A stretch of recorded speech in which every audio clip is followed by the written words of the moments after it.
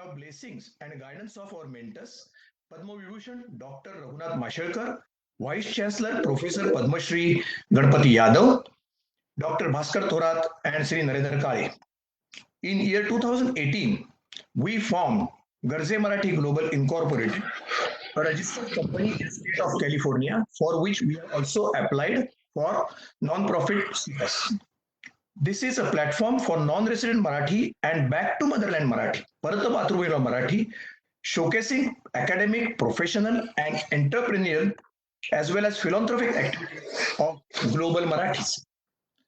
ह्या संस्थेमध्ये आनंद गानू, सुनीता गानू, डॉक्टर अनिता कान, श्री नितीन जोशी आणि श्री संदीप पाध्ये हे डायरेक्टर म्हणून काम करतात.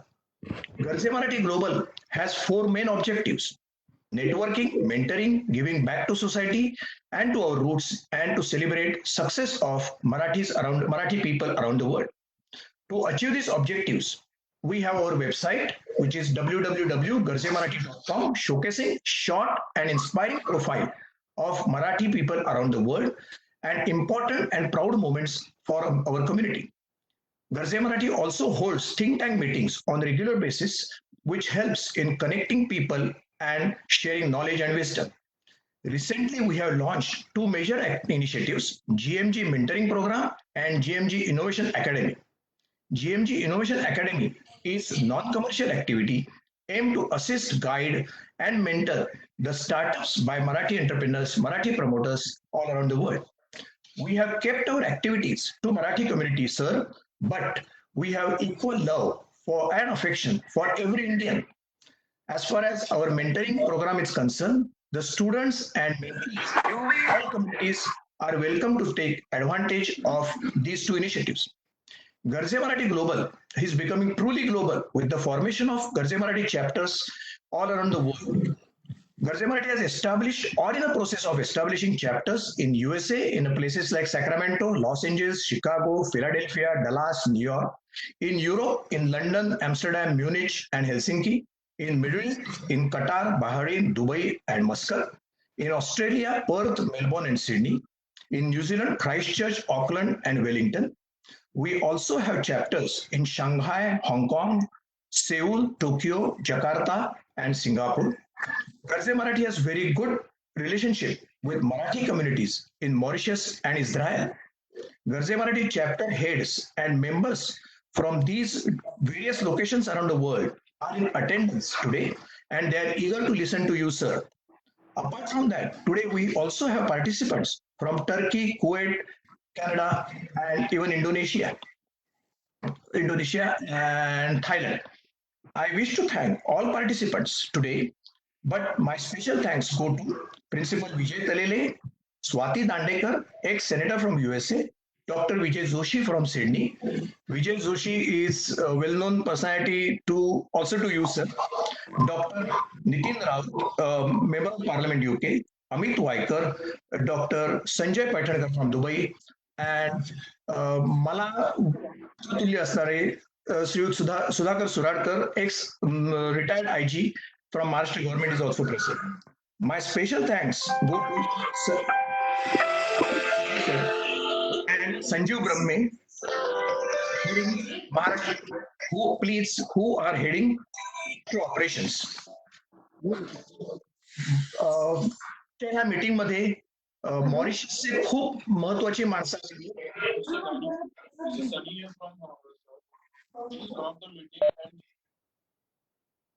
Yeah, sorry sir, कोणीतरी मध्ये आलं. I have muted everybody.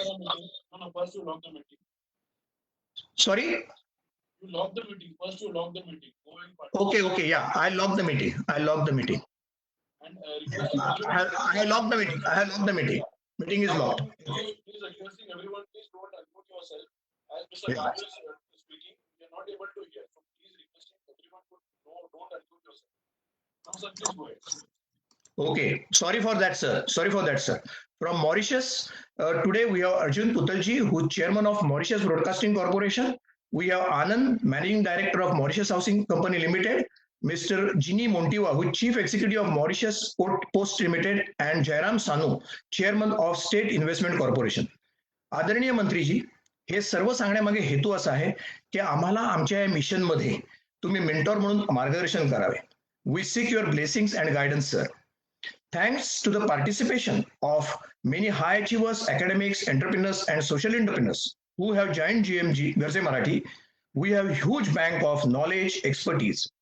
And though Garze Marathi is 100% non-commercial activity, we have amongst us very many individuals who wish to invest their hard-earned money in a good projects in Maharashtra. Sir, we need your guidance for that.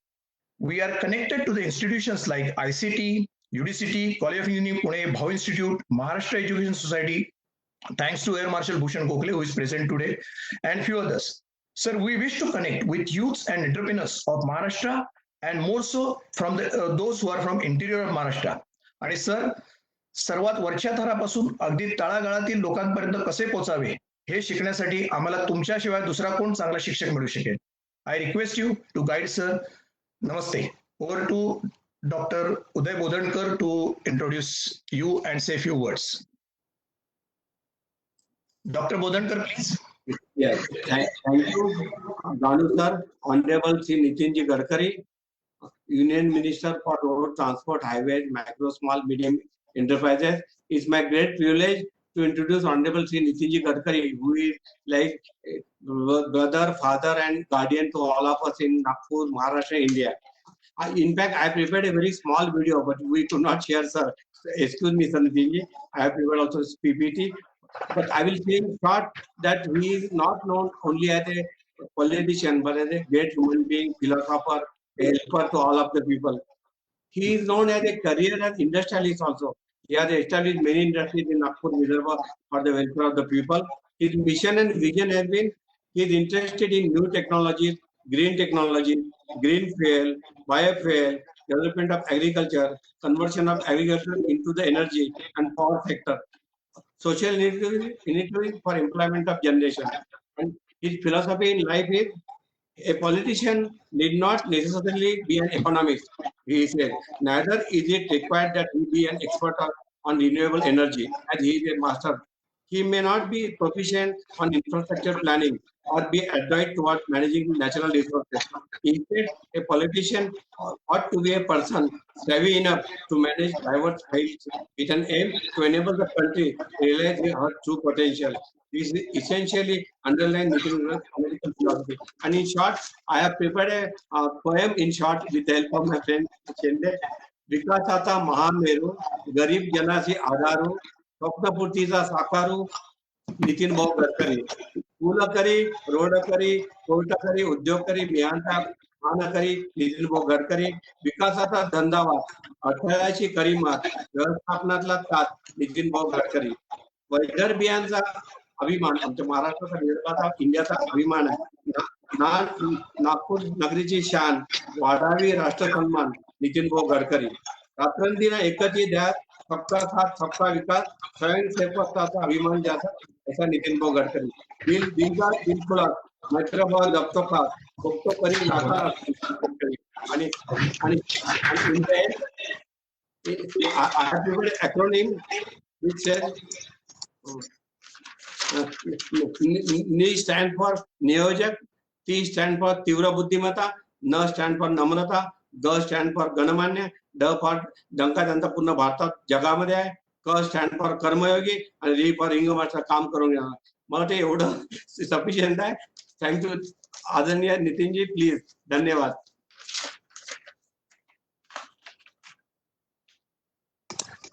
आदरणीय नितीनजी, आपले विचार आमच्या समोर प्रकट करण्याची तुम्हाला विनंती करतो. नमस्ते. की everybody please keep yourself completely muted. जगाच्या कानाकोपऱ्यात असणारे सर्व मराठी बांधव आणि भगिनी आणि आपल्या कर्तृत्वाने, आपल्या गुणवत्तेने ज्या ज्या देशामध्ये आहात त्या ठिकाणी आपल्या कार्याचा, कर्तृत्वाचा, गुणवत्तेचा ठसा निर्माण करण्यामध्ये आपल्या सगळ्यांपैकी अनेक लोकांनी मोठं काम केलेलं आहे. त्यातल्या अनेक लोकांना मी ओळखतोही. आवाज मला रिबाउंड येतो आहे. अनेक लोकांना मी ओळखतो आणि विशेषतः त्यांच्या सगळ्या कार्याची पण मला जवळून ओळख आहे. या निमित्ताने आपल्या सगळ्यांशी मला भेटण्याची, आपल्या सगळ्यांचं दर्शन घेण्याची संधी मिळाली, याचा मला खूप आनंदही पण आहे आणि समाधान पण आहे. आपल्या सगळ्यांनी मला आत्ता सांगितलं गानूंनी की मी काही मार्गदर्शन करणार, गाईड अँड फिलॉसॉफर, तेवढी काही माझी पात्रता नाही आहे. परंतु वर्तमान स्थितीमध्ये जी परिस्थिती आहे देशातली आणि सगळ्या जगातलीच आहे, परिस्थितीमध्ये आपल्या सगळ्यांना मिळून पुढे होऊन या संकटावर मात करण्याची गरज आहे. आपल्या सगळ्यांना माहिती आहे की कोरोना व्हायरसची लढाई सगळं विश्व लढतं आहे आणि त्यामध्ये विशेषतः USA, UK, France, Germany, Italy, Japan या सगळ्या देशाच्या तुलनेमध्ये भारतामध्ये कम्पॅरेटिव्हली पुष्कळ प्रमाणावर नियंत्रण मिळवण्यात यश मिळालेलं आहे. पण मुंबईची स्थिती मात्र फार चिंताजनक आहे. मुंबई सोडल्यास बाकीच्या ठिकाणी थोड्याफार फरकाने सध्या परिस्थिती ठीक आहे. गोवा आणि अरुणाचल या 2 राज्यात आता कोरोनाचे पेशंट शून्य आहेत आणि केरळमध्ये संख्या वाढत होती. तिथल्या राज्यांनी देखील कंट्रोल करून आज तिथेही पण त्यांनी चांगल्या प्रकारे यश मिळवलेलं आहे. या सगळ्याच्या याच्यामध्ये 3 गोष्टी ज्या आहेत त्या विशेष रूपाने वेगवेगळ्या माध्यमातून सगळ्यांना समजावून सांगण्याचा प्रयत्न सरकारच्या वतीने, सामाजिक संघटनांच्या वतीने हिंदुस्थानात होतो आहे. आम्ही सगळे प्रयत्न करतो आहेत, कारण लोकांना पहिल्यांदाच अशा प्रकारच्या संकटाचा सामना करावा लागत आहे. अजूनही व्हॅक्सिन याच्यावरचं उपलब्ध नाही झालं. ज्या दिवशी होईल त्या दिवशी आपण एकदम यातून सुरक्षितपणे चिंता करण्याचं कारण राहणार नाही. आणि याचं डिटेक्शन मेथडॉलॉजी पण आपल्याकडे आता पुष्कळ आहे, वाढली आहे. याच्यावरही संशोधन आपल्या देशातही सुरू आहे, तुम्ही सगळे ज्या त्या जगात सुरू आहे. लवकर याचे रिसर्चचे योग्य परिणाम आपल्या सगळ्यांना मिळतील. पण तोपर्यंत याचा सामना करणं हे आपल्या सगळ्यांकरता एक फार महत्त्वाची परीक्षा आहे. 3 गोष्टी इथे फार चांगल्या झाल्या की विशेषतः आपल्या देशामध्ये PPE किट नव्हत्या, चायनातून येत होत्या. आता MSMEचा मंत्री म्हणून मला गोष्टीचा अभिमान आहे की इतक्या PPE किट स्वस्तात आणि चांगल्या आपल्या देशात अनेक लोकांनी तयार केल्या. मास्क नव्हते. आपल्या इथल्या महिला सोसायटीतनी घराघरात छोट्या छोट्या कपड्यातून बांधायचे मास्क तयार केले, खूप मोठ्या प्रमाणावर तयार केल्या. सॅनिटायझरचा भाव सुरुवातीला 1200 रुपये लिटर होता. मी आपल्या महाराष्ट्रातल्या सगळ्या साखर कारखान्यांना फोन केले, बऱ्याच लोकांशी बोललो. आमचं एक साखर कारखाना आहे, तर आम्ही सॅनिटायझर तयार केलं आणि जे 1200 रुपये लिटर होतं ते आता 160 रुपये लिटर आलं. इतकं बल्क प्रोडक्शन झालं. आणि आता मी आत्ताच कॅबिनेट सेक्रेटरीशी तुमच्याकडे याच्या आधी बोललो की जर आपल्या देशात जेवढी क्वांटिटी आहे तेवढी सगळी घेऊन आपण एक्सपोर्ट करण्याची परवानगी दिली तर या MSMEमधल्या या छोट्या छोट्या लोकांना कमीत कमी या निमित्ताने 2 पैसे पण मिळतील. ज्यामुळे आता आपल्या देशामध्ये व्हेंटिलेटर्सच्या करताही खूप मोठ्या प्रमाणात संशोधन करून लोकांनी तयार केलं आहे. लवकरच आपल्या देशात एक व्हेंटिलेटरचं मोठ्या प्रमाणात मॅन्युफॅक्चरिंग सुरू होईल. आपल्या इथे विशाखापट्टणममध्ये एक मेडिकल डिव्हायसेसचा पार्क आमच्या डिपार्टमेंटच्या अंदर आहे, आंध्र प्रदेश सरकारच्या सहयोगाने. तिथे MRI बनवला आहे त्यांनी, जो 6.5 कोटीला मिळतो तो त्यांनी 98 लाखात तयार केला. त्यामुळे आता सगळ्या प्रकारचे मेडिकल डिव्हायसेस जे आहेत ते आपल्या देशात तयार व्हावे हा प्रयत्न आहे. आणि असे 4 मेडिकल डिव्हायसेस पार्क आता आपण करतो आहे. विशेषतः फार्मास्युटिकलच्या क्षेत्रातही आपण जगात सगळीकडे मोठ्या प्रमाणात निर्यात करतो आहे. त्यामुळे या सगळ्या याच्यामध्ये भारतीयांनी खूप चांगलं काम केलं आहे. आणि यामध्ये innovation, entrepreneurship, science, technology, research, skilled आणि एक्सपिरियन्सेस हे महत्त्वाचे आहेत. याला आपण we name it as a knowledge and conversion of knowledge in to wealth हे आपल्या इथल्या देशातल्या लोकांना कळलं आहे. सॉफ्टवेअरमध्ये आपल्या मुलांनी जगात किती मोठं काम केलं, डॉक्टर किती चांगलं काम करत आहेत, हे सगळा अनुभव आपल्या सगळ्यांना आहेच. त्यामुळे येणाऱ्या काळामध्ये आपल्याला या करोनाची लढाई लढत असताना जगाचा वेध घेऊन पुढे जाण्याची आवश्यकता आहे. आणि या जगाचा वेध घेण्यामध्ये मराठी माणूस देखील पुढे आहे आणि पुढे राहणार आहे असा मला विश्वास आहे. या संदर्भामध्ये सध्या लॉकडाऊन सुरू असल्यामुळे खूप अडचणी आहे आणि सगळीकडे मी मला काही फार याच्यावर काही सोशल मीडिया किंवा याच्यामध्ये ॲक्टिव्ह नव्हतो, थोडं नावापुरता होतो. पण मी नागपूरला अडकलो आणि मग मी काही व्हिडिओ कॉन्फरन्सच्या वतीने बोलायला सुरुवात केली. तर माझ्याच रिलेटेड जे होते त्या असोसिएशन, चेंबर ऑफ कॉमर्स, फिकी, CI आणि या छोट्या छोट्या ह्याच्यात कुठे रेस्टॉरंटची असोसिएशन आहे, कुठे ब्युटी पार्लर आणि हेअर कटिंग सलूनच्या ऑर्गनायझेशन्स आहेत. तर मला खूप गोष्टी कळल्या आणि एक गोष्ट लक्षात आली की लोकांच्या मनात खूप भीती निर्माण झाली आहे, फिअर, आणि त्याच्यामुळे लोक अस्वस्थ आहेत.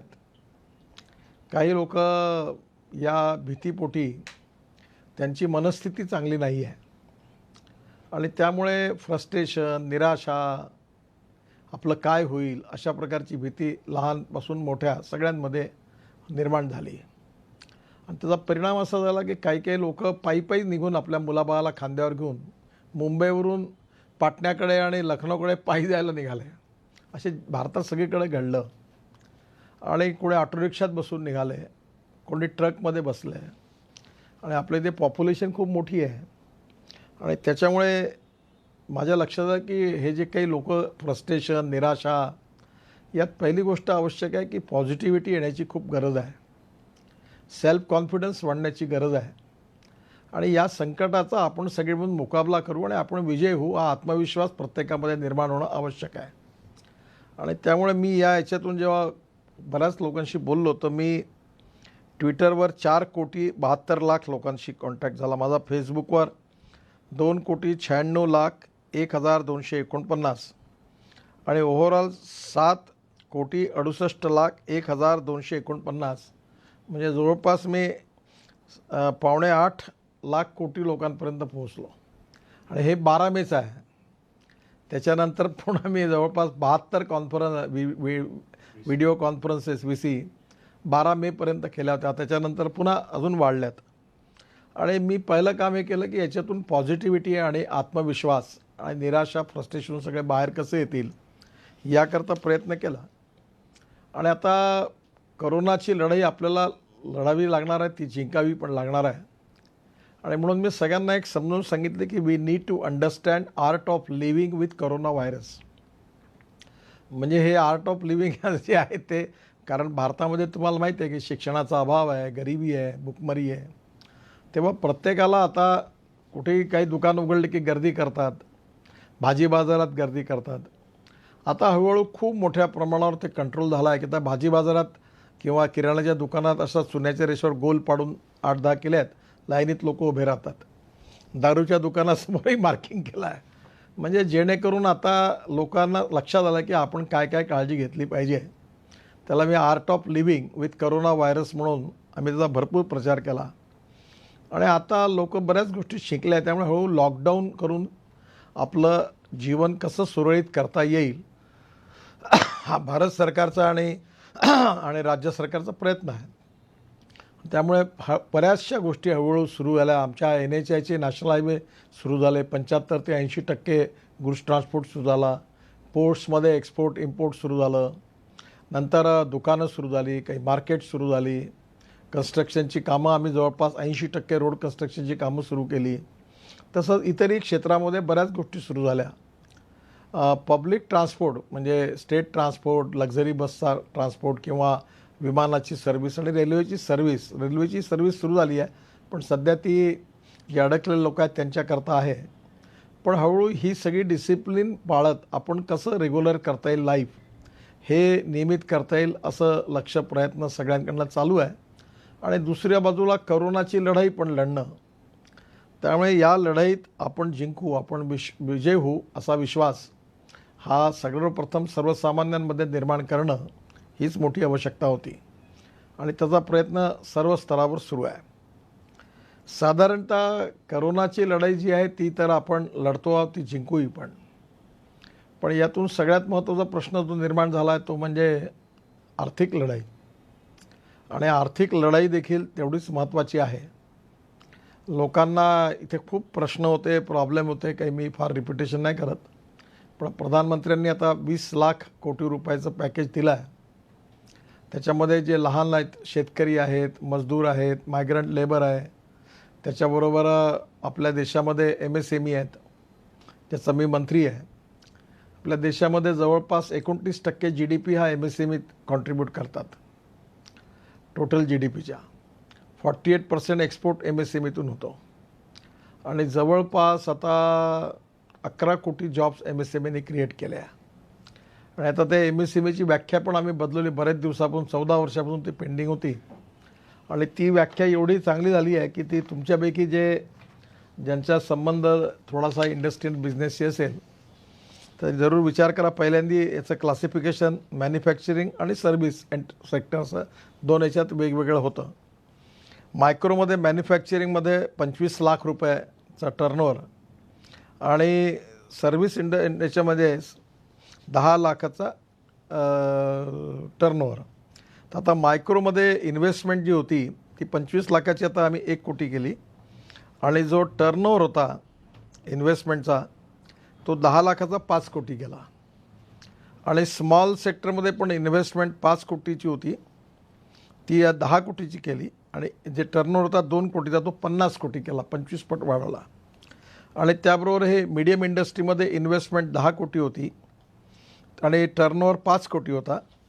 आता याच्यात मीडियम जी होती इन्व्हेस्टमेंट ती 20 करोड्स आणि टर्नओव्हर केला 100 कोटी रुपये. याच्यातही पण आता आम्ही थोडंसं काही गोष्टीच्या शेवटच्या मीडियमच्या याच्यातही पुन्हा विचार करतो आहे की याच्यात काय करता येईल. आणि या सगळ्याच्या माध्यमातून MSMEच्या याच्यात बँकेतून त्यांना रिस्ट्रक्चर करण्याकरता बाकीच्या योजना बऱ्याच गोष्टीचा बेनिफिट दिला आहे. अर्थात संकटही खूप मोठं आहे आणि आता आमचा प्रयत्न आहे की व्हिलेज इंडस्ट्री जी आहे तिचा मागच्या वर्षी मार्चपर्यंतचा टर्नओव्हर हा 88,000 कोटी होता आणि या 2 वर्षामध्ये आम्ही तो 5 लाख कोटी करण्याचं टार्गेट ठरवलेलं आहे. आणि या व्हिलेज इंडस्ट्रीमध्ये विशेषतः प्रयत्न हा आहे की त्या ठिकाणी जर गावात इंडस्ट्री टाकल्या, तुम्हाला माहिती आहे की मुंबई, दिल्ली, नोएडा, नंतर गुडगाव, बँगलोर, चेन्नई, हैदराबाद, पुणे याच्यात इतकं सॅच्युरेशन झालेलं आहे की त्या ठिकाणचे अर्बन प्रॉब्लेम्स भयंकर आहेत. त्यामुळे आपले उद्योग जे आहेत ते ग्रामपंचायत असणाऱ्या गावात तिथे केले पाहिजे. आपल्या देशात 115 ॲस्परंट डिस्ट्रिक्ट्स आहेत. तिथली सामाजिक, आर्थिक, शैक्षणिक स्थिती फार बिकट आहे आणि ॲग्रिकल्चर, रुरल आणि ट्रायबल फील्ड पूर्णपणे बॅकवर्ड आहे. त्यांचे GSTचे पर कॅपिटा इन्कमचे आकडे फारच निराशाजनक आहे आणि त्यामुळे तिथे काय करता येईल हा आमची सगळ्यात मोठी प्रायोरिटी आहे. जसं हनी आहे तर आता आपण हनीचं उत्पादन 10 पटीने वाढवतो आणि कालच निर्मलाजींनी 500 कोटी रुपये केवळ हनीकरता दिले आहे. आता हे हनीपासून आपण जे उत्पन्न इतक्या वेगळ्या प्रकारचं हनी आहे की हाय ॲटिट्यूडचा हनी जो आपल्या इथे ॲमेझॉनच्या साईटवर 6,000 रुपये किलो आहे आणि त्याला जगात मागणी आहे. आपल्या इथे विनोबा भावेंनी त्यांच्या प्रेरणेतून वर्धेला एक गोरस पाक म्हणून बिस्किट तयार होतं. तर मी बरेच दिवस मागे लागलो होतो मदर डेअरीच्या की तुम्ही याच्यावर संशोधन करा की गाईचं तूप, गाईचं दूध आणि मध याच्यापासून त्यांनी ते बिस्किट इतकं सुंदर आणि टेस्टी आहे की ते खूप पॉप्युलर आहे. म्हणजे हे आपण जगात पण त्यातही तुम्ही पिस्ता, काजू, किसमिस टाकून वेगळ्या फ्लेवरमध्ये तयार करून आपण जर हे एक्सपोर्ट केलं तर खूप मोठं काम होऊ शकेल. आणि त्याच्यामुळे आपल्या सगळ्या विदर्भातल्या शेतकऱ्यांचं जेवढं मध आहे, हनी आहे, तो सगळा आपण याच्यावर आपण त्यांना पण मिळेल. आता मदर डेअरी आम्ही विदर्भात आणली आहे त्यामुळे दुधाचं उत्पन्न वाढलं, दुधा शेतकऱ्यांना भाव मिळायला लागला. शेतकऱ्यांच्या आत्महत्या थांबवायच्या असतील तर शेतीचंही उत्पन्न वाढलं पाहिजे आणि पूरक धंदे विकसित झाले पाहिजे.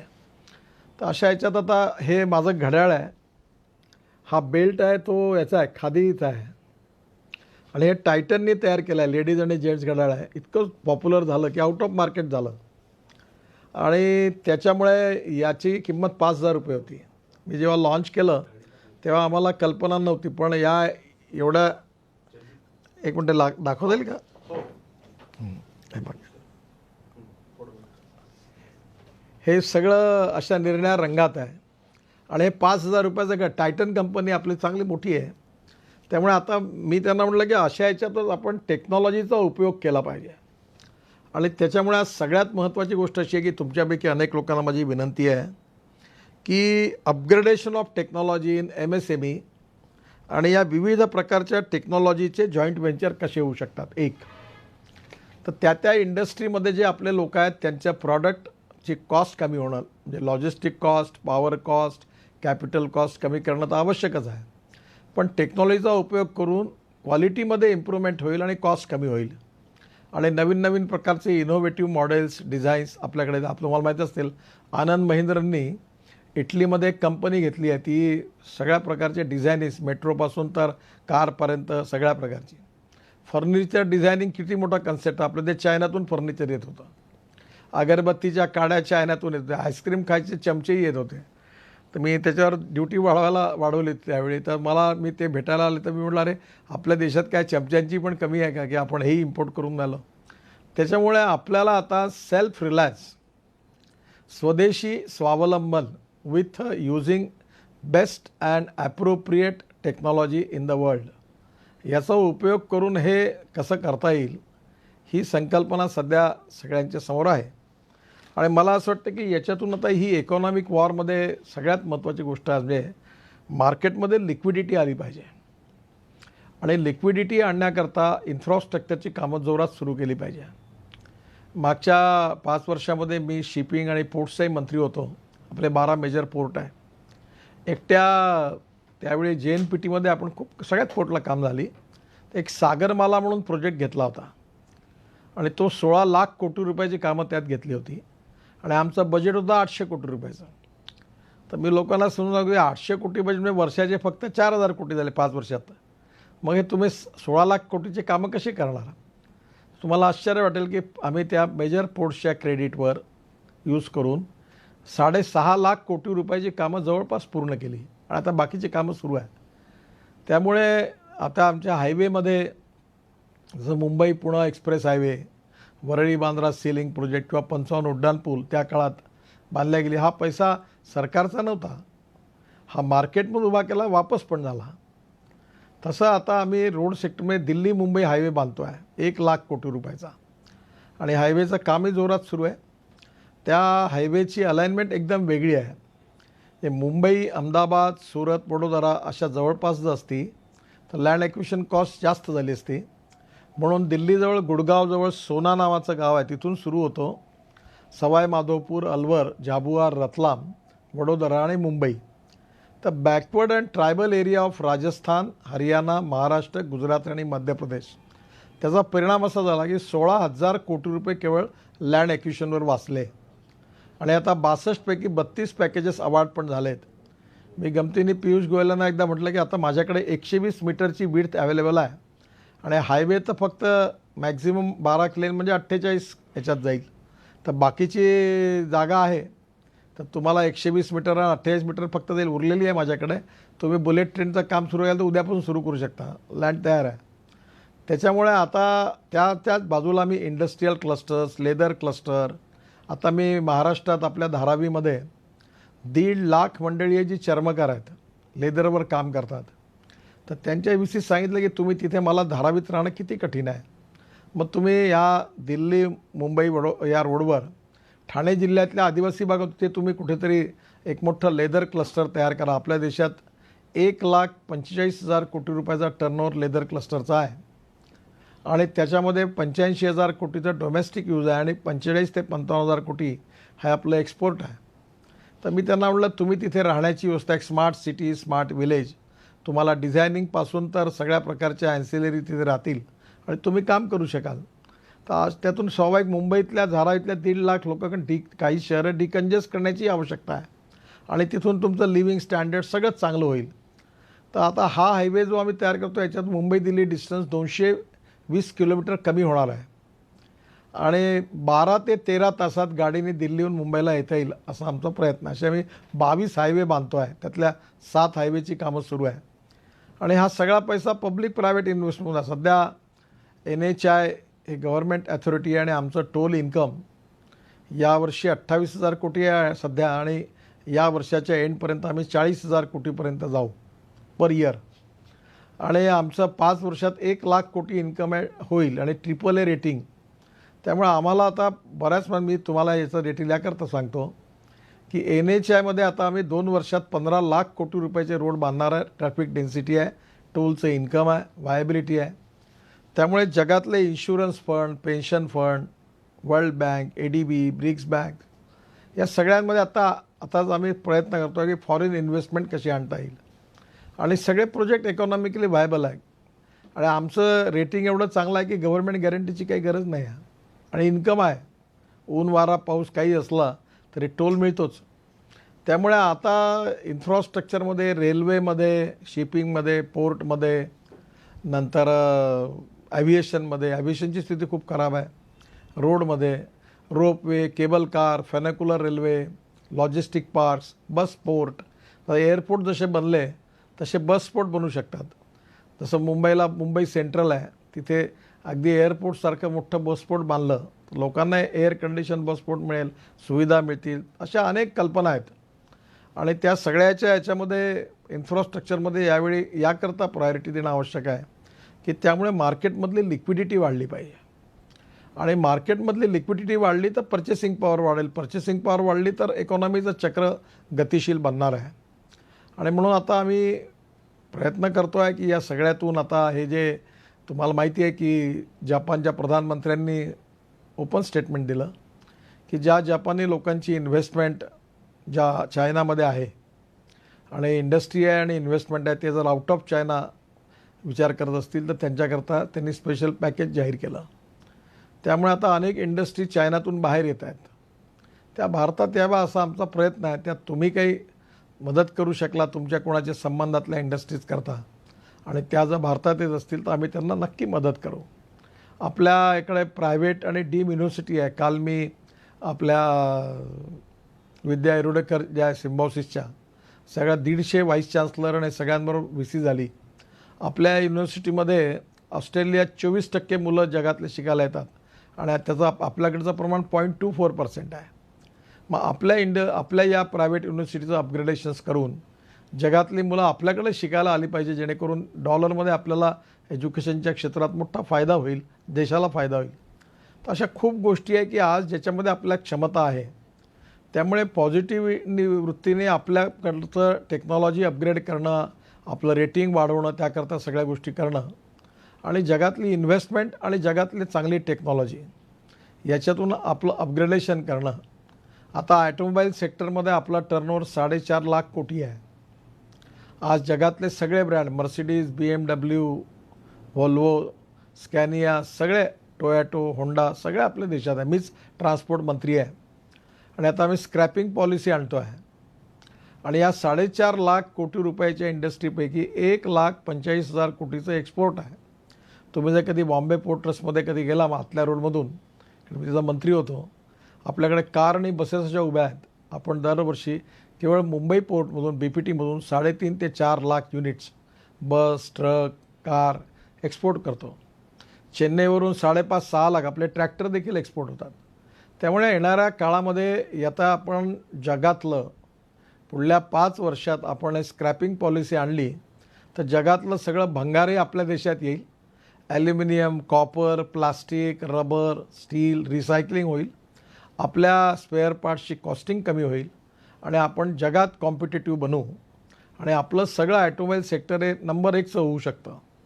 त्यामुळे अनेक गोष्टीवर आता आम्ही वॅपकॉस नावाची कंपनी आहे, मी वॉटर रिसोर्सचा मंत्री होतो मागच्या वेळी, तर एक डॉफल मेयर म्हणून ऑस्ट्रेलियन कंपनी आहे. त्यांचा रोपवे, केबल कार, फनोक्युलर रेल्वेमध्ये जगात 65% शेअर आहे. त्यांच्याशी मी वॅपकॉस आपला भारत सरकारची कंपनी आहे, त्यांचं जॉईंट व्हेंचर करून दिलं. किती पहाड आहे, किती मोठे आपल्याकडे पोटेन्शियल आहे, किती टुरिझम वाढू शकतो. तुम्हाला माहिती असेल मी आता बद्रीनाथ, केदारनाथ, गंगोत्री, यमुनोत्रीला 12,000 कोटी रुपयाचा नवीन रस्ता बांधतो आहे डेहराडूनवरून. आपण वर्षभर तिकडे जाऊ शकाल. आणि तिथे ओली म्हणून जागा आहे, म्हणजे डाव्होस जे आहे स्वित्झर्लंडमधलं त्यापेक्षा चांगली आहे. आणि ती जर आपण डेव्हलप केली तर त्या जगातल्या कॉन्फरन्स तिथे होतील, जगातून लोक येतील, पूर्ण बर्फ असतो तिथे. आणि त्याच्यावर अनेक बर्फावर खेळणारे खेळ खेळता येतील, रिसॉर्ट बांधल्या जाऊ शकतात. डावसपेक्षा चांगली आहे, इतकी सुंदर जागा आहे. आता आम्ही पिथौरागड म्हणून उत्तराखंडची जागा आहे, तिथून मानस सरोवरचा रस्ता बांधायला घेतला. माझी खूप इच्छा होती की हा पूर्ण झाला पाहिजे. तर तो आता रस्ता बराच -8 डिग्री टेम्परेचर होतं. आपल्या BROला काम दिलं, त्यांनी इतकी मेहनत घेतली आणि तो पूर्ण रस्ता आता जवळपास आपण खोदणं पूर्ण झालेलं आहे. नेपाळ, चीन आणि भारत अशा बॉर्डरवरून जातो आणि आता 6 महिन्यात रस्ताही पूर्ण होईल. त्यामुळे आता मानस सरोवरला जायला आपल्याला नेपाळला जायची गरज नाही. आता आपण उत्तराखंडच्या पिथौरागडवरून निघालो की डायरेक्ट मानस सरोवरला जाऊन आपला इंडियन रस्ता संपला की जास्तीत जास्त 15 किलोमीटर चायना रस्त्यातून आपण मानस सरोवरला पोहोचू. तर तोही आपण बांधतो आहे. त्यामुळे आता बद्रीनाथ, केदारनाथ, गंगोत्री, यमुनोत्रीला एक 7-8 महिन्यात तुम्हाला वर्षभर केव्हाही जाता येईल. 6 महिन्याची यात्रा नाही, केव्हाही जाता येईल असा सुंदर रस्ता, टनेल्स आपण बांधतो आहे. त्यामुळे आपला देश बदलतो आहे, पण अजून आपल्याला पुढे जायचे आहे आणि सुपर इकॉनॉमिक पॉवर बनायची आहे. आणि त्यामुळे ही करोनाची लढाई जिंकणं, आर्थिक लढाई जिंकणं आणि स्वावलंबन, स्वदेशी ह्या दोन्ही गोष्टीचं निश्चितपणे आपलं उद्दिष्ट असताना चांगल्या टेक्नॉलॉजीचा उपयोग करणं आणि विशेषतः जे ग्रामीण, कृषी आणि ट्रायबल क्षेत्र आहे, फॉरेस्टचं क्षेत्र आहे, त्याच्या आधारित वेगवेगळ्या प्रकारचे उद्योग त्या ठिकाणी निर्माण करून रोजगार निर्माण करणं आणि देशात जसं इंडस्ट्रीचं डिसेंट्रलायझेशन झालं पाहिजे तसं वेल्थचंही पण झालं पाहिजे. आणि म्हणून गाव, गरीब, मजदूर आणि शेतकरी जो सोशली, इकॉनॉमिकली, एज्युकेशनली बॅकवर्ड आहे, तिथे विकासाची प्रक्रिया गतिशील झाली पाहिजे. तिकडे विदर्भात शेतकरी आत्महत्या करतात. 10-12 हजार शेतकऱ्यांनी आत्महत्या केल्या. हे दुर्भाग्यपूर्ण आहे आणि ही स्थिती बदलायला तर सिंचन वाढवावं लागेल, क्रॉप पॅटर्न बदलावा लागेल, इकॉनॉमिक व्हायबिलिटी आणावी लागेल, अनेक गोष्टी आहेत. त्यामुळे हळूहळू या सगळ्या याच्यावर या संकटाचा उपयोग ब्लेसिंग इन डिस्गाईज करून आत्मविश्वासाने, पॉझिटिव्ह वृत्तीने आपण पुढे जाऊ. जसं ते हम होंगे कामयाब किंवा कोशिश करने वाले की कभी हार नहीं होती किंवा अटल बिहारी वाजपेयींची एक कविता होती, कदम से कदम मिलाकर चलना होगा. तर तसं आता सगळ्यांनी मिळून पुढे जाण्याची गरज आहे आणि या संकटातून सरकार, भारत सरकार, प्रधानमंत्री मोदीजी, आम्ही सगळेजण जेवढं काही करता येईल ते करायचा प्रयत्न करतोच आहे. पण या सगळ्यातून आता पुढे जाण्यामध्ये स्वाभाविक तुमच्यासारख्याही लोकांचं खूप मोठं सहकार्य, विशेषतः नॉलेज ही पॉवर आहे. आता आपल्या जोशी साहेब आहेत ऑस्ट्रेलियाचे, त्यांनी तिथे आपलं जे आयर्न जे स्टील फॅक्टरीज आहे आपल्या, त्याच्यामध्ये जी आयर्नचं जे वेस्ट निघतं त्याच्यातून त्यांनी आयर्न स्लॅग त्याच्यापासून सुंदर रस्ते आणि एअरस्ट्रीप बनवल्या. त्यांनी आणि मी खूप प्रयत्न केला की आपल्या देशात हे व्हावं. टाटाचे तिथे त्यांनी जमशेदपूरला रोड पण बनवला. आता हळूहळू conversion of waste in to wealth and conversion of knowledge in to wealth, या दोन्ही गोष्टी महत्त्वाच्या आहेत.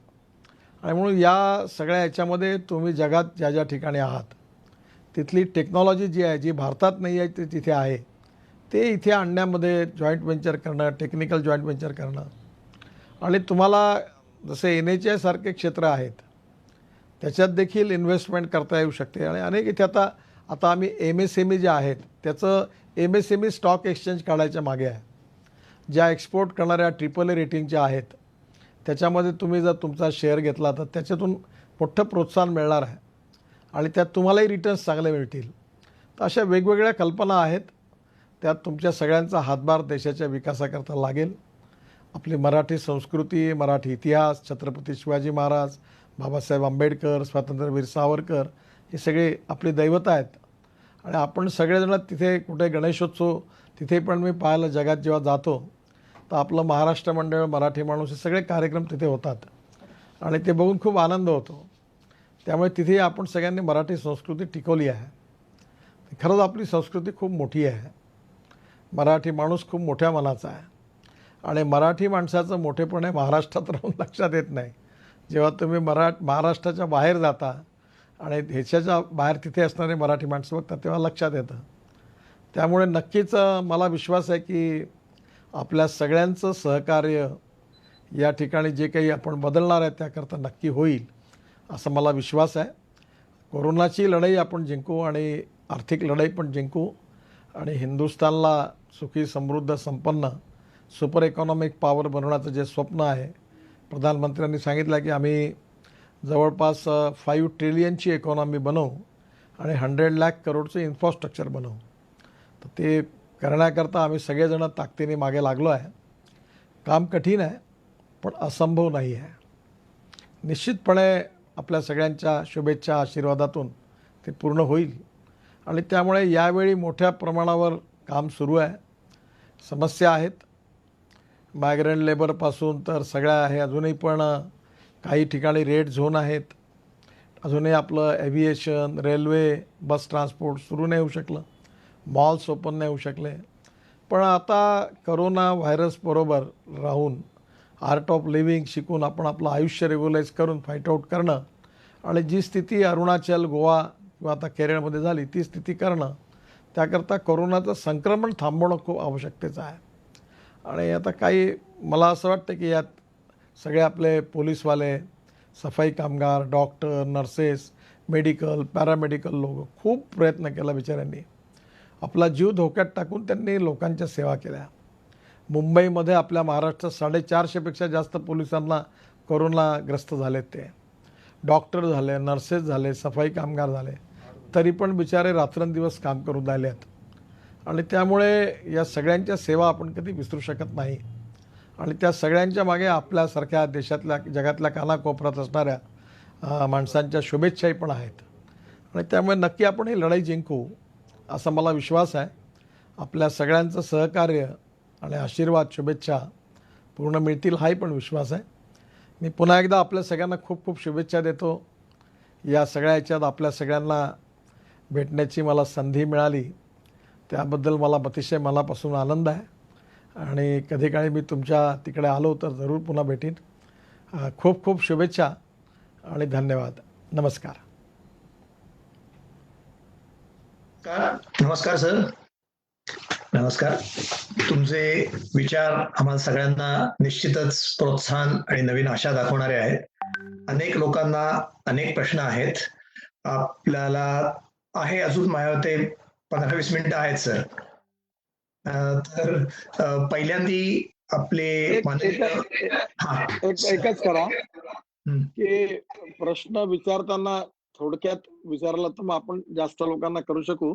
7:20 झाले. मी साधारण 7:35 पर्यंत तुम्हाला वेळ देतो. Okay sir. Okay sir. पहिल्यांदा गरजे मराठी ग्लोबल तर्फे तुमचे खूप धन्यवाद. आम्हाला ही फारच मोठी आमच्या आयुष्यातली संधी आहे. आमच्याबरोबर आता एअर मार्शल भूषण गोखले आहेत. त्यांना काहीतरी प्रश्न पण आहे आणि त्यांना काहीतरी बोलायचं आहे. सो मी त्यांना बोलावतो. So over to air marshal Bhushan Gokhale. Honourable minister, नमस्कार.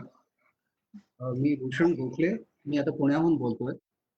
Sir, I have a suggestion. Of course आजच फायनान्स मिनिस्टरनी स्पेस बद्दल आणि एव्हिएशन बद्दल बरंच सांगितलं, MRO बद्दल सांगितलं. माझं एक म्हणणं होतं की जर एरोस्पेस कमिशन आपण केलं तर जे आम्ही मिलिटरी एव्हिएशन आणि इस्रो या दोन्हींमधलं जे सिव्हिल एव्हिएशनमध्ये आपण काहीच करत नाही, म्हणजे आपण कुठले स्पेअर्स करत नाही, काहीच करत नाही, कारण त्यांच्याकडे कुठली सेमिलॅक सारखी सर्टिफिकेशन एजन्सी नाही. आणि त्यामुळे जरी आपण MRO करत असलो तरी एक आज ऑफसेटसाठी आपण एवढी विमानं घेत असताना खूपच फायदा होईल, त्याचा SMEना फायदा होईल. आणि त्यामुळे जर आपण सिनर्जाइज केलं या तिघांना आणि त्याचप्रमाणे एक मेरिटाईम कमिशन सुद्धा ज्याच्यामध्ये आपले सिव्हिल आपण शिप्स बनवतच नाही आहोत, छोट्या प्रमाणात कोस्ट गार्डसाठी पेट्रोल शिप बनवतो आणि मिलिटरीसाठी, नेव्हीसाठी बनवतो. मला वाटतं ह्या दोन्ही गोष्टींची जर आपण हे केलं तर खूप मोठा फायदा होईल आपल्याला. आणि त्यामुळे R&D पण चांगली वाढेल आणि MSME सेक्टरला सुद्धा खूप त्याच्यामध्ये संधी मिळेल. बरोबर आहे. हा, बोला. नाही, अजून एक फक्त म्हणायचं होतं की आपण बरेच फ्रुगल इनोव्हेशन करतो. आज आमच्या पुण्यामध्ये सुद्धा आज खूप, जसं आपण म्हणलं होतं की बरेच व्हेंटिलेटर झालेले आहेत. पुण्यामध्ये सुद्धा अगदी काही लोक अगदी 1000 रुपयापासून 10,000 रुपये वगैरे असे व्हेंटिलेटर म्हणतात किंवा PPE म्हणतात, मास्क म्हणतात. पण त्याची जी एक व्हॉल्यूम आणि त्याच्यानंतर सस्टेनिंग लागतं जे मार्केटिंगसाठी, त्याच्यासाठी आपल्याकडे काही अशी सोय नाही आहे. जसं नोएडामध्ये एक आहे जे लेटेक्स कंपनी हिंदुस्थान लेटेक्स ते त्यांनी एक एनजीओ मॉडेल तयार केलेलं आहे ज्यामुळे ते सगळीकडे बिहारमध्ये युपी मध्ये सुद्धा चांगलं काम करतात. बायोटेक मध्ये आहे, मॅस्कॉमने IT साठी केलंय. तर मला वाटतं MSME सेक्टरमध्ये अशा फ्युजल इनोव्हेशनसाठी काहीतरी आपण करायला तर चांगलं होईल. तुमची सूचना चांगली आहे. आता नागपूरला MRO आहे, बोईंगनी बांधलाय, खूपच सुंदर आहे. परंतु अनुभव असा आहे की सरकारमध्ये जेव्हा कुठलंही काम केलं तर ते काम अनेक वर्ष होत नाही किंवा चालतं काम देखील त्याच्यात खूप अडचणी येतात. आणि म्हणून सरकारने पॉलिसी कंट्रोल पुरतं ओपन राहावं जबाबदार आणि बाकी ओपन करावं, फॅसिलिटर म्हणून काम करावं. अब्दुल कलाम साहेब बिचारे म्हणत राहील तरी हेलिकॉप्टर आपल्या देशात जसं पाहिजे तसं बनू नाही शकलं. आणि आपण डिफेन्समध्ये एवढं रिस्ट्रिक्ट केलं आहे की आपण पब्लिक प्रायव्हेट सेक्टरला एनकरेजच करत नाही. आणि आता मोठ्या प्रमाणावर ही गोष्ट खरी आहे की आपण स्टार्टअप सुरू झाले, अनेक गोष्टी. आता नागपूरला आमच्याकडे एक कंपनी आहे सत्यनारायण नुवाल म्हणून, त्यांची 5-6 हजार कोटी आहे. सगळं डिफेन्समध्ये काम करतं. त्यांचं एक्सपोर्ट जास्त आहे, 70% आहे, 30% इंडियात आहे.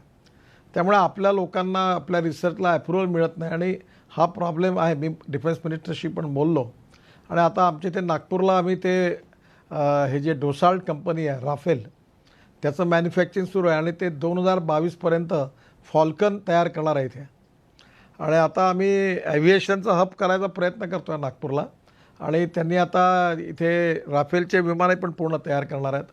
तर त्याच्यातून आता मग ॲन्सिलरी डेव्हलप होतील आणि ते टेक्नॉलॉजी भारताला देणार आहेत. त्यामुळे आता एकेका वेळी डिफेन्समध्ये 8-8 वर्ष करार होत नाहीत. 8 वर्ष 9 वर्ष चालतात. तर मी मध्ये माझे सेक्रेटरी जे होते ते डिफेन्स सेक्रेटरी होते संजय मित्रा, त्यांना म्हटलं की तुमचं जे पहिलं मॅन्युअल आहे ते स्क्रॅप करा आणि नवीन काळामधलं ट्रान्सपरंट टाईप रिझल्ट ओरिएंटेड आणि हे 3 ते 6 महिन्याच्यात कुठलाही निर्णय झाला पाहिजे अशी सिस्टीम तयार करा. तर आता प्रधानमंत्र्यांचे आग्रह आहे, बऱ्याच गोष्टीमध्ये ओपन झालेला आहे आणि मला असं वाटतं की नक्कीच यातून तुम्ही म्हणता ती गोष्ट खरी आहे. आणि आपले जे जगात काम करतात आहेत लोक, नासापासून अनेक ठिकाणी करतात आहेत, तर त्या लोकांना इथे येऊन त्यांनी सहकार्य म्हणून आपली टेक्नॉलॉजी आणली. आता सॅटेलाईटमध्ये आपण किती पुढे गेलो. आज बघा आपल्याकडे आता एवढ्या मोठ्या प्रमाणावर आपण सॅटेलाईट सोडले आहेत की आज त्याच्या बाबतीत आपलं नाव झालं आहे. आता पुष्कळ गोष्टीत आपल्या इथे झालं. आता लिथियम आयन बॅटरी त्याच्या बाबतीतही आपल्या इथे नासानी त्या ह्याच्यातल्या आपल्या हे जे आपलं बंगलोरचं आहे त्यांनी याच्यातलं बरंच संशोधन केलं. पण आपल्या इथे काय होतं, एकाचं संशोधन दुसरीकडे जात नाही, कमर्शियलाइज होत नाही. त्यामुळे डिफेन्समध्ये पण खूप रिसर्च झालं पण ते जे करू शकतात त्यांच्याकडे जात नाही. ते आपले कायदे इतके विचित्र झाले होते की त्यात कोणाला त्याच्यात भाग घेता येत नव्हता. आता हे लक्षात आलेलं आहे आणि हे सगळं लिबरल होत आहे आणि त्यामुळे हे सगळे सेक्टर ओपन होतील. त्यामुळे जे काम करणारे लोक आहेत ज्यांच्यात क्षमता आहे त्यांना हे सगळे ओपन होतील. आणि आज बघा कोल माईन्सचा निर्णय झाला, आपण कोल इम्पोर्ट करतो. आपल्याकडे कोल एवढा आहे पण आपण कोल इम्पोर्ट करतो. कॉपर आहे, कॉपर इम्पोर्ट करतो. सोनं आपल्याजवळ आहे, आपण सोनं इम्पोर्ट करतो. आपण आपल्या इथे परवा म्हणजे गोखले साहेबांना माहीतच असेल की आपण इथे एअरफोर्सचे फायटर जेट आणि हेलिकॉप्टर आपल्या Dehradun petroleum इन्स्टिट्यूटने jatropha ऑइलपासून aviation fuel तयार केलं, त्याच्यावर 100% चालले. आणि आता आपण स्पाईस जेटचं विमान हे आपल्या इथून डेहराडूनहून दिल्लीला 25% बायो ॲव्हिएशन फ्युएलवर आणलं. आणि आपल्या सगळ्या आमच्या गडचिरोलीसारख्या जंगलात रतनजोत, मोह, साल, करंज, टोळी आहे, तिथे सगळं बायो ॲव्हिएशन फ्युएल तयार झालं. ते स्वस्त आहे, त्याची कॅलरिक व्हॅल्यू जास्त आहे, पोल्युशन जवळपास नाही. तर आपण 40,000 कोटी रुपयाचं इम्पोर्ट करतो. त्यामुळे आता इम्पोर्ट कमी करणं, एक्सपोर्ट वाढवणं आणि त्याचबरोबर आपल्या देशामध्ये कॅपिटल इन्व्हेस्टमेंट आणणं, टेक्नॉलॉजीचं अपग्रेडेशन करणं आणि पर कॅपिटा इन्कम GDP वाढवणं. ते वाढवत असताना ॲग्रिकल्चर, फॉरेस्ट आणि ॲस्परंट डिस्ट्रिक्ट, ट्रायबल याचा समन्वय साधणं असा प्रयत्न करून आम्ही आमच्याकडनं करतो आहे. डिफेन्सच्या रिलेटेड MSME जे आहेत त्याचं कोऑर्डिनेशन कसं होईल याच्यातही प्रयत्न आम्ही मध्ये केला. लखनौलामध्ये मोठी कॉन्फरन्स पण झाली आहे, हेही झालं होतं एक्झिबिशन. पण याच्यात खूप जास्त काम करण्याची गरज आहे. मी तुमच्या मताशी सहमत आहे. येणाऱ्या काळात हे जेवढं सेक्टर ओपन होईल तेवढं जास्तीत जास्त टॅलेंट आणि अनेक एंटरप्रेनरशिप असणारे लोक येतील. त्यातून आपलं एक्सपोर्ट पण वाढेल आणि माल्स पण स्वस्त होईल. हे नक्की करूया. Padmashri vice chancellor doctor G D. Yadav ICTचे, त्यांना तुम्हाला सर एक प्रश्न विचारायचा आहे. So doctor G D. Yadav, doctor Yadav, are you there?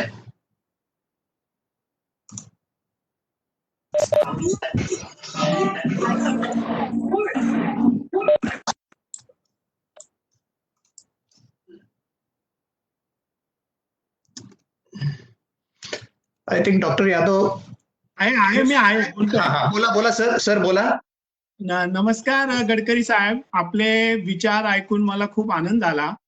तर मी आपल्याला मी केमिकल्स आणि फार्मास्युटिकल्स या इतर क्षेत्राशी संबंधित असल्यामुळे आणि आपलं काम मला माहिती आहे, तुम्ही 2G इथेनॉल वरती करत होता. केमिकल आणि अलाइड इंडस्ट्री जी आहे, ज्याच्यात pharmaceutical, synthetic textiles, pesticide, soap, detergents, तुमच्या डिसइन्फेक्टर सगळ्या गोष्टी आल्या. ही इसेन्शियल इंडस्ट्री म्हणून डिक्लेअर केली पाहिजे आणि त्याच्यामध्ये कामगार कमी असून चालणार नाही, कारण ते धोक्याच आहे. कारण 70% इंडस्ट्रीयल केमिकल्स हे दुसरे केमिकल बनवण्यासाठी वापरले जातात आणि चायनामधनं आपण सगळे इंटरमिजिएट इम्पोर्ट करतो. त्याच्यापेक्षा त्या क्षेत्राला जर आपण जर चांगली चालना दिली तर पोस्ट करोनामध्ये त्याचा फायदा होईल. दुसरी गोष्ट अशी आहे की आपण सिंगल यूज प्लास्टिक म्हणून प्लास्टिकवरती बंदी आणली, ती उठवली पाहिजे, कारण करोनाला फाईट करण्यासाठी प्लास्टिकचा उपयोग होणार आहे. नंतर त्याची विल्हेवाट कशी लावायची त्याच्या टेक्नॉलॉजीज आहे. त्याला आपण N95 मास्क, पॉलिप्रॉपिलिनचं ते सुद्धा आपण इम्पोर्ट करतो आणि त्याच्यावरती ते नॉन वोवन फॅब्रिक वरती सुद्धा आपल्या गव्हर्नमेंटने बंदी घातली. ते घालायला नको. तर माझ्या मते या पॉलिसींचा विचार करावा आणि नवीन धोरण ठेवावं, त्याचा आपल्या भारताला जे $5 ट्रिलियन इकॉनॉमीचे आपण म्हणतो त्याचा फायदा होईल असं मला वाटतं. तुमच्या सूचना पण चांगल्या आहेत. जरूर माझ्या लेवलवर मी त्याचा फॉलोअप करीन. माझी भेट पण झाली आहे, आपण अनेक चांगलं रिसर्च केलेला आहे, नक्की करू.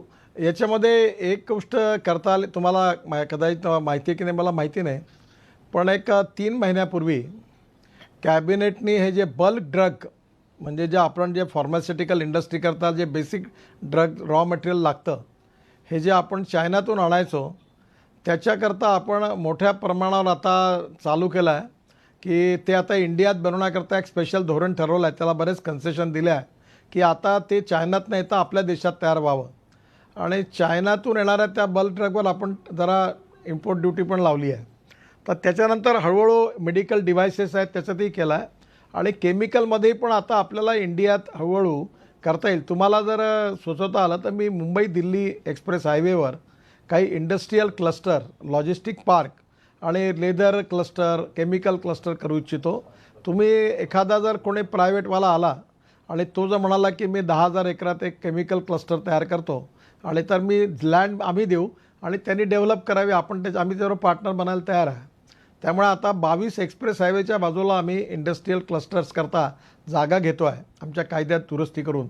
आणि त्यामुळे 10% समजा 2,000 कोटीचा रोड प्रोजेक्ट असेल तर 200 कोटी रुपये आम्ही वेगळे ठेवून ती लँड ॲक्वायर्ड करू आणि ती स्वस्तात आहे.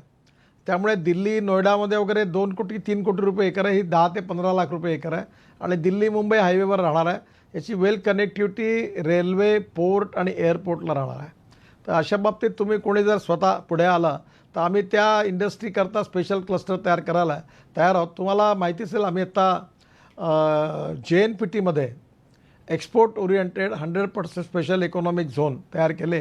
त्याला खूप कॉम्पिटिशन झाली, बरेच लोक आले आणि तिथे जो माल तयार होईल तो 100% एक्सपोर्ट होईल. तर अशा प्रकारे नक्कीच तुमच्या या बाबतीत मी विचार करीन आणि प्रयत्न करेन. तर अजून एक सूचना अशी होती की पॉलिथिन बॅग याच्यावर बंदी घातली ती उघडली पाहिजे, कारण त्याचा करोनाच्या वेळी उपयोग होईल. परंतु त्यासाठी काय केलं पाहिजे की लोकांनी डिपॉझिट ठेवायचं आणि जसं सकाळी पेपरवाला मुलगा येतो आणि पेपर टाकतो तसा तो डिपॉझिट घेण्यासाठी दुसरा मुलगा येईल आणि ते पैसे तुमचे देईल. तुम्ही डिजिटल इकॉनॉमीचा वाढ होईल आणि कचरा पण होणार नाही, कारण ह्याचा विचार केला नाही. बॅन करताना त्याला पर्याय ग्लास पर्याय नाही, पेपर पर्याय नाही, टेट्रापॅक पर्याय नाही, कारण ते एन्व्हायरमेंटली ते जास्त डेंजरस आहे. तर याच्यावरती सुद्धा सर आपण विचार करावा. तुम्ही हा तुमचा अँगल सांगितला. प्लास्टिकपासून क्रूड पेट्रोल तयार झाला आहे आणि प्लास्टिकचं मोठ्या प्रमाणात रिसायकलिंग होत आहे आणि एवढंच नाही तर तुम्हाला जास्त माहिती आहे की आता ब्राझीलमधून हे ऑर्गॅनिक प्लास्टिक जे इथेनॉलपासून बनतं तेही पण आपल्या देशात आणण्याचा प्रयत्न सुरू आहे आणि ते बायोडिग्रेडेबल आहे 78 तासात. त्यामुळे आता हळूहळू आपण या प्लास्टिकवरच्या याच्यात अनेक गोष्टीचा उपाय शोधला पाहिजे. पण मधल्या काळामध्ये खूप जास्त प्लास्टिक झालं होतं त्यामुळे घोषणा झाली. पण तुम्ही म्हणता त्यातला व्ह्यू पॉईंट देखील महत्त्वाचा आहे आणि म्हणून याच्याबद्दल नक्की विचार करू. सर सगळ्यांना माझं असं म्हणणं आहे की सरांकडे अजून फक्त 6 मिनिटं आहे. आपल्याला 3 ते 4 प्रश्न फक्त विचारता येतील. बाकी सगळे प्रश्न माझ्याकडे कंपाईल करून मी सरांच्या सेक्रेटरींना पाठवणार आहे आणि आपल्याला त्याची उत्तरं सुद्धा इंडिव्हिज्युअली किंवा एकत्र मिळतील. तर आता आपण एक 2-3 प्रश्न घेऊया. मला एक प्रश्न श्रीयुत संदीप पाध्ये जे आमचे घरचे मराठीचे बोर्ड ऑफ डायरेक्टरवरती आहेत त्यांना एक प्रश्न विचारायचा आहे. सो मी त्यांच्याकडे देतो. त्याच्यानंतर मृगंग परांजपे आणि विजय जोशी या दोघांचे प्रश्न आहेत. त्याच्यानंतर आम्ही सर व्होट ऑफ थँक्स घेऊ. आम्हाला प्लीज अजून 6 मिनिटं द्या फक्त. Okay, over to Sandeep Padhye. नमस्कार सर. धन्यवाद आम्हाला तुम्ही संबोधित केल्याबद्दल. आम्ही GMG we are the largest organisation outside Maharashtra आपल्या मराठी लोकांची. तर या सगळ्यांना आपल्या या ग्रोथ स्टोरीमध्ये पार्टिसिपेट व्हायचंय. तर MSME तर्फे कुठलं काही सेल आहे का ज्याला आम्ही कनेक्ट होऊ शकू so that we can channelize all this good thoughts, investments आणि काय प्रोजेक्ट्स आम्हाला करायचे आहेत. मला वाटतं तुम्ही सरकारशी जॉईंट होण्यापेक्षा तुमचं नॉलेज आणि तुमचं स्पेशलायझेशन ज्या क्षेत्रात आहे त्या क्षेत्रात जे लोक काम करतात आहेत त्यांच्याबरोबर तुम्ही डायरेक्ट जॉईंट व्हेंचर टेक्निकल केलं आणि काही इन्व्हेस्टमेंटही आणली फॉरेनची तर केलं आणि ते तुम्ही दोघांनी मिळून केलं तर दॅट विल बी चांगलं राहील. आणि तुम्ही तुमच्याकरता कोणाला सिलेक्ट करायचं ते तुम्हीच तुमच्या लेवलवर निर्णय घेतलेला चांगला आहे. कारण तो सरकारी लेवलवर असं मुश्किल आहे. काही वेळा ते अरेंज मॅरेजेस होतात ना त्या मॅरेज ब्युरोमधून आणि मग ते प्रॉब्लेम क्रिएट होतात. त्यामुळे त्या भानगडीत काय आम्ही पडणार नाही. तुम्ही तुमचा पार्टनर सिलेक्ट करा आणि तुम्ही ठरवा. पण तुम्हाला जी काही मदत लागेल हे करताना ज्या अडचणी असतील त्या बाबतीत कधी माझ्याकडे या, मी तुम्हाला सगळी मदत करेन. धन्यवाद. धन्यवाद सर. विजय जोशी ऑस्ट्रेलियाहून ज्यांचा तुम्ही उल्लेख केलात त्यांना तुम्हाला काहीतरी विचारायचं आहे. Over to Vijay Joshi. Doctor Vijay Joshi हे ऑस्ट्रेलियाचे सेकंड हायेस्ट सिव्हिलियन अवॉर्ड मिळालेले आहेत. Over to doctor Vijay Joshi. नमस्कार नितीनजी. नमस्कार. तर मला एवढीच एक रिक्वेस्ट आहे की तुम्ही एवढा चांगला वेळ दिलात. आमच्या सर्वांतर्फे एकच विनंती आहे की परत असाच कधीतरी एक अर्धा तास मिळाला तुमचा तर आमच्यावरती खूप उपकार होतील.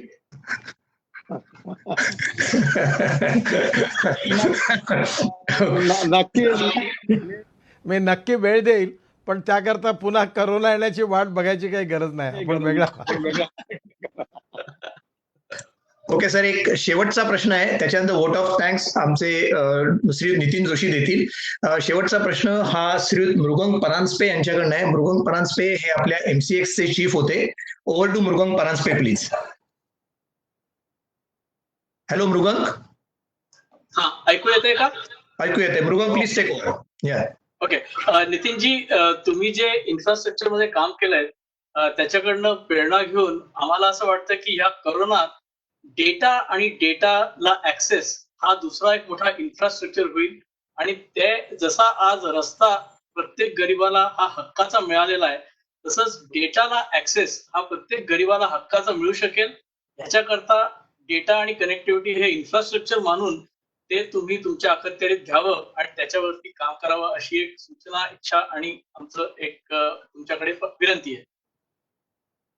तुमची सूचना चांगली आहे पण माझ्याकडे रोड कनेक्टिव्हिटी आहे. डेटा कनेक्टिव्हिटी IT डिपार्टमेंटला आहे. पण तुम्ही याच्यात नेमकं तुमची संकल्पना काय असेल एखाद्या वेळी मला ईमेल करा. मी रविशंकर प्रसादकडे जरूर सुचवेन. आणि आता मोठ्या प्रमाणावर इंडियामध्ये हे पेनिट्रेट व्हायला लागलेलं आहे पण हे अजून चांगल्या रीतीने कसं करायचं याच्यात तुमच्या अनुभवून काही नवीन सूचना असतील तर द्या. नक्की मी त्यांच्याकडे पाठवेन. Sir thank you very much. माझ्या पर्सनल बिहाफ मी थँक्यू म्हणतो, पण आमचे नितीन जोशी म्हणून जे आहेत, जे गरजे मराठीचे बोर्ड ऑफ डायरेक्टर आणि BMM बृहन महाराष्ट्र मंडळाचे ट्रस्टी आहेत, चार्टर्ड अकाउंटंट बाय प्रोफेशन आहेत, त्यांना मी वोट ऑफ थँक्स सांगायची विनंती करतो आणि नंतर आपण समारंभ आटपून घेऊ. सर एक विनंती आहे, तुम्ही गेल्यानंतर खरं तुम्ही शेवटचे असता कुठल्याही समारंभामध्ये बोलायचे चीफ गेस्ट म्हणून, आम्ही आमच्या ग्रुपला थोडंसं डिस्कशन करायला मी मीटिंग चालू ठेवली तर चालेल का? बिलकुल पूर्ण, तुम्हाला काय अडचण? Okay sir.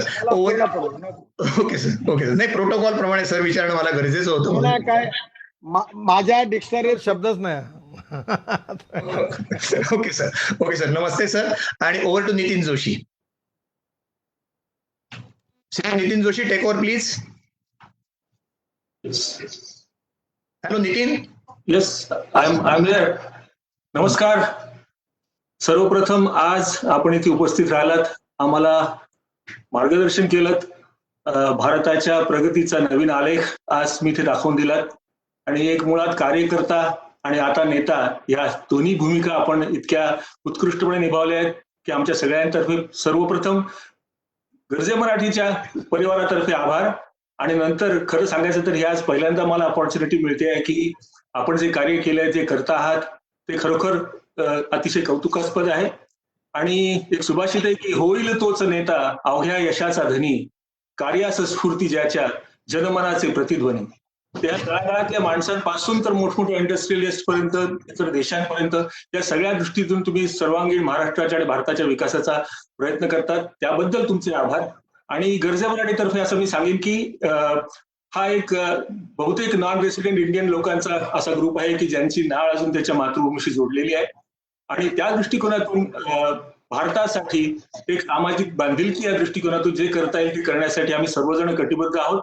आणि ह्या सगळ्या लोकांचे जे ज्ञान आहे, अतिशय विद्वान आणि आपापल्या क्षेत्रातले उत्तुंग अचिव्हमेंट असलेले लोक आहेत ही सगळी, तर ह्या सगळ्यांच्या तर्फे एक नुसता थिंक टँक नाही तर एक ऍक्शन आर्मी तयार करावी आणि समाजाच्या सर्वांगीण उन्नतीचा आपण विचार करावा. त्या दृष्टिकोनातून गरजे मराठी मदत करायला सदैव तयार आहे. तर जर आम्हाला एखादा सिंगल पॉईंट ऑफ कॉन्टॅक्ट ज्याला म्हणतो तसा जर मिळू शकला, अर्थात आपण सजेशन केले त्याप्रमाणे प्रायव्हेटायझेशन आहे, तेव्हा आम्ही प्रायव्हेटली इन्व्हेस्टमेंटचा जो विचार करायचा तर करू, परंतु एक राजाश्रय लागतोच या सर्व गोष्टींना. तो आपण पुरवला तर आम्ही खरोखर कृतकृत्य होऊ आणि आमच्या सर्व प्रयत्नांना सार्थक होईल त्यांचं. तर पुन्हा एकदा आपण इथे उपस्थित राहिलात, आम्हाला उपकृत केलं आणि डॉक्टर जोशींनी सांगितल्याप्रमाणे पुन्हा आमच्या बरोबर गप्पा मारायला करोना नसताना या आणि मनसोक्त गप्पा मारूया. अजून बरेच प्रश्न आमचे आहेत ते सर्व आम्ही एकत्रित करून तुमच्याकडे पाठवू आणि मला खात्री आहे की त्या सर्वांना समाधानकारक उत्तरं आणि आम्हाला चांगलं मार्गदर्शन त्यातून आपलं मिळू शकेल. पुन्हा एकदा गरजे मराठीतर्फे आणि समस्त नॉन रेसिडेंट इंडियन कम्युनिटीतर्फे असं म्हटलं तरी चालेल, अनिवासी भारतीय लोकांतर्फे आपले अत्यंत मनोपूर्वक आभार आणि सर्व आपल्या कार्यासाठी शुभेच्छा. धन्यवाद. Please clap everybody.